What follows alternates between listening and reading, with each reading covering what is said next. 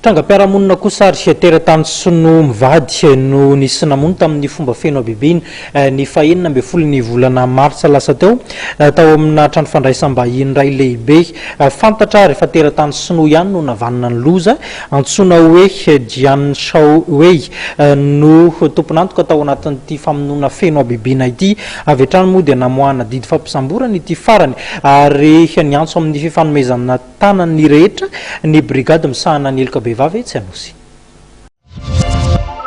Namoaka didy fampisamborana ny lesno Jiang Shaowei ny brigade criminelle anosy ny maraina teo. Fantatra fa ity Sinoa ity no tompon'antoka namono ireo mpivady Sinoa nitompy tamin'ny hôtely lehibe iray teny Ivato ny aliny 12 martsa lasa teo.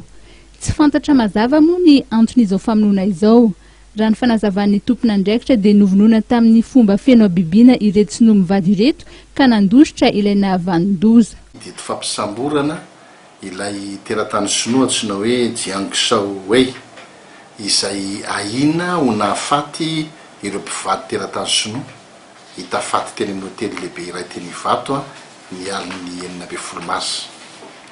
Ny 12 mars io tonga nametraka fitarainana tao amin'ny brigade criminelle ny zanak'izy mivady fa hoe nanomboka ny 15 mars izy mivady ny tsy hita niaraka tamin'ny fiarany 4x4.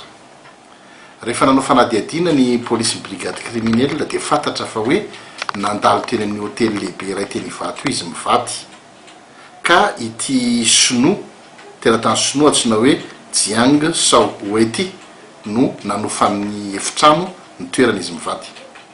Rehefa natao ny fitsirihana ilay efitrano dia hita tao anaty efitrano fidiovana fatin'izy mivady izay nisy namono tamin'ny fomba feno bibina ary mbola hita teo ny fitaovana nampiasain'le mpamono antsy be sy marto izay mbola miosondra ary rehefa natao koa ny fijerena dia fantatra hoe tsy olona ray ny nahavanina an'ilay famonoana. Mangataka fiaraha-miasa ny mpitandro filaminana izay mahita ity teratany Sinoa ity mba hiantso avy hatrany ny laharana 034 05 517 26 na 034 05 529 03.